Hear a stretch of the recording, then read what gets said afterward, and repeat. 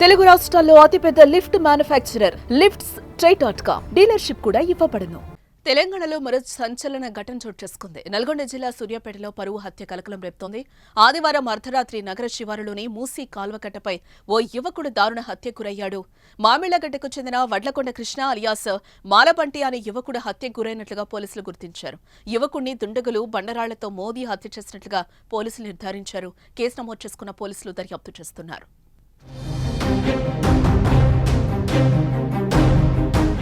ఇక మృతుడు మామిళ్లగడ్డకు చెందిన కృష్ణ ప్రేమ వివాహం చేసుకున్నాడు. 6 నెలల కిందట భార్గవి అనే అమ్మాయిని కులాంతర వివాహం చేసుకున్నాడు. చెల్లెలు భార్గవి కులాంతర వివాహం చేసుకోవడం ఆమె సోదరుడికి అస్సలు ఇష్టం లేదు. కృష్ణపై భార్గవి సోదరుడు పగతో రగిలిపోతున్నాడు. పలు హత్యా కేసులో కృష్ణ కీలక నిందితుడిగా ఉన్న పళంగా హత్యకు గురి కావడంతో అంతా అయోమయం నెలకొంది. కృష్ణది పరువు హత్యనా లేదా పాత కక్షలే కారణమా అని పోలీసులు ఆరా తీస్తున్నారు. కృష్ణను భార్గవి సోదరుడు ప్లాన్ ప్రకారం దారుణంగా హత్య చేసినట్లు తెలుస్తోంది. నిందితులు పోలీసుల ముందు లొంగిపోయినట్లుగా తెలుస్తోంది.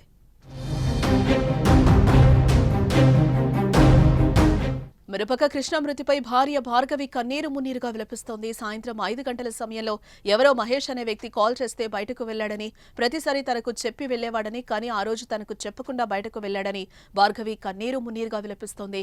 నిందితులపై కఠిన చర్యలు తీసుకోవాలని డిమాండ్ చేస్తోంది. ఇక చాలా రోజుల నుంచి ప్రశాంతంగా ఉన్న రాష్ట్రంలో సూర్యాపేట జిల్లాలో పరువు హత్య మరోసారి కలకలం రేపుతోంది. ఈవినింగ్ టైంలో 5ంటికి బయటికి వెళ్ళిండు. నాకు చెప్పకుండా ఎప్పుడైనా చెప్పి వెళ్తాడు, అసలు చెప్పకుండా ఎవరో మహేష్ అనే పేరు ఫోన్ చేసిండు, వెళ్ళిండు ఏదో తీసుకొస్తా సరే అని చెప్పి. నాకైతే వాళ్ళ మీదే ఉంది. చాలగడ్డ అంటే ఎవరు నాకేం చెప్పలేదు, అసలు చెప్పి కూడా పోలేదు. ఎప్పుడైనా చెప్పి పోతాడు. మీ పేరెంట్స్ మీద ఏమైనా అనుమానం ఉందా? ఈ మధ్యకాలంలో మీ అన్న ఏమైనా బెదిరిస్తుందా?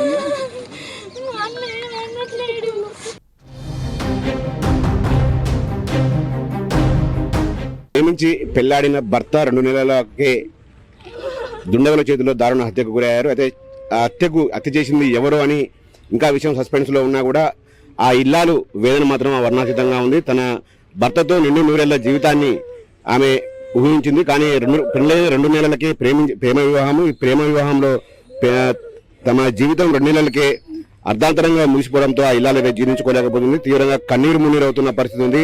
మొత్తం కూడా వాళ్ళ ఏదైతే మృతుడు కృష్ణ ఉన్నాడో, కృష్ణ స్నేహితులు కూడా ఇక్కడ హాస్పిటల్కి వచ్చి అతని చూసి అతనితో ఉన్న జ్ఞాపకాలను నెమరవేసుకుంటూ తీవ్ర విషాదంలో ఉన్న పరిస్థితి కనబడుతుంది. ప్రస్తుతం మనతో పాటు కృష్ణ ఎవరైతే మృతుడు ఉన్నాడో, మృతుని భార్య ఉన్నారు, వారితో మాట్లాడదాం.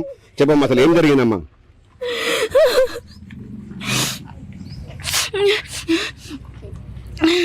నేనెవరో ఫోన్ చేసిర్రు. ఈవినింగ్ 5కి అట్లా బయటికి వెళ్ళిండు. 7కి అని అడిగితే నాకు ఏం చెప్పకుండా వెళ్ళిండు.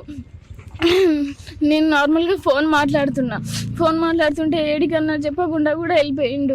ఎవరో ఆయన ఫోన్ చేసిండు మహేష్ అని, ఆయన రమ్మన్నాడు. 7కి రమ్మంటే వెళ్ళిండు. అదే చెప్పిండు, నాకు ఏం తెలియదు. ఇంకా అంటే రెగ్యులర్గా రోజు ఫోన్ ఇంట్లో పెట్టి పోయి వెళ్ళాడా? ఫోన్ తీసుకో వెళ్ళలే కదా, ఫోన్ ఎందుకు తీసుకెళ్ళలేదు? రెగ్యులర్గా అట్టే జరుగుతుంటుందా లేకపోతే? లేదు, ఒక్కొక్కసారి నేను నార్మల్గా ఒక్కదాన్నే ఉంటా అని చెప్పి ఫోన్ ఇచ్చేసి వెళ్తాడు. ఎప్పుడు మ్యాక్సిమం ఎప్పుడు తీసుకెళ్తాడు ఫోను. అంటే మీకు వివాహం జరిగి ఎంతకాలం అయింది? మీది లవ్ మ్యారేజ్ అని కూడా తెలుస్తా ఉంది. ఎంతకాలం అయింది మీరు ఊహించుకోండి? మీరు పెళ్లి చేసుకునేటప్పుడు మీ పెద్దల నుంచి కానీ, మీ కృష్ణ పెద్దల నుంచి కానీ ఏమైనా వ్యతిరేకత, ఏమైనా ఆబ్జెక్షన్ వచ్చిందా? మా మమ్మీ, మా డాడీ వాళ్ళు, మా అన్నలు ఒప్పుకోకపోతే ఇంకా మా ఇంట్లో మేము ఉన్నాం సూర్యాపేటలో. సరే, వాళ్ళు సైలెంట్గా ఉన్నారు, మేము సైలెంట్గానే ఉన్నాము. వాళ్ళు ఏం అనలేదు ఇప్పటి వరకు అయితే. మీతో మాట్లాడుతున్నారా రెగ్యులర్గా వాళ్ళు, మీ పేరెంట్స్ కానీ వాళ్ళ పేరెంట్స్ కానీ? మమ్మీ అప్పుడప్పుడు మాట్లాడుతుండే, అంతే. అంటే ఒకవైపు అయితే ఒక ఆరోపణలు అయితే మీ పేరెంట్సే చంపివేశారు అనుమానాలు కూడా వాళ్ళ కొంత వ్యక్తం అవుతున్నాయి సూర్యాపేట టౌన్లో. వాస్తవం ఉండొచ్చు అది? మీకు ఎవరిపైన అనుమానం? నాకైతే ఆయన ఫోన్ చేసిండు, ఆయన మీదే ఉంది. ఎందుకంటే ఆయన ఫోన్ చేస్తుండు, ఆడికి ఈడికి రమ్మంటుండు, ఏదేదో చెప్తుండు. మొత్తానికి నువ్వు లవ్ మ్యారేజ్ చేసుకున్నావు, మీ భర్త అర్ధాంతరంగా చనిపోయాడు. ఏంటమ్మా అసలు ఏమనిపిస్తుంది? మీ భవిష్యత్తు ఏంటి అసలు? చంపేసిన వాళ్ళని నేనైతే ఊకోను. అలా ఖచ్చితంగా నేను కేసు పెడతా. వాళ్ళు ఖచ్చితంగా జైలుకి వెళ్ళాల్సిందే. నేనైతే ఊకోను, అది ఎవరైనా సరే. ఇది ఈ కృష్ణ వాళ్ళ భార్య చెప్తా ఉంది, చనిపోయిన వాళ్ళని ఎంతటి వారైనా కూడా వదిలిపెట్టను, మా పేరెంట్స్ ఉన్న అందులో కూడా వాళ్ళని వదిలే ప్రసక్తి లేదని కూడా ఆమె చెప్తా ఉంది. అయితే నిన్న మహేష్ అనే వ్యక్తి అయితే ఫోన్ కాల్ చేశాడు కృష్ణకు. ఆ మహేష్ కాల్ చేయడం ద్వారానే తను ఒంటరిగా ఇంట్లో ఉన్న నేపథ్యంలో తన మొబైల్ నాకు ఇచ్చి ఆమె బయటకు వెళ్ళిపోయాడు. నిన్న బయటకు వెళ్ళిన కృష్ణ ఇక తిరిగి రాలేదు. ఈరోజు ఉదయం పోలీసులు సమాచారం ఇస్తే కనుక నాకు ఆయన ఆచూకీ తిరిగి రాలేదని కూడా ఆమె ఇల్లాలో చెప్తుంది. మొత్తంగా తన భర్తతో 200 జీవితాన్ని అయితే ఆమె ఊహించుకుంది. బంగారు భవిష్యత్తున్న ఈ యువజంట అర్ధాంతరంగా వాళ్ళ విషాదంలో అయితే ఆ జంట మునిగింది. తన భర్త ప్రేమించి పెళ్లి చేసుకున్న భర్త చనిపోయాడనే విషయాన్ని మాత్రం ఆమె జీర్ణించుకోలేకపోతా ఉంది.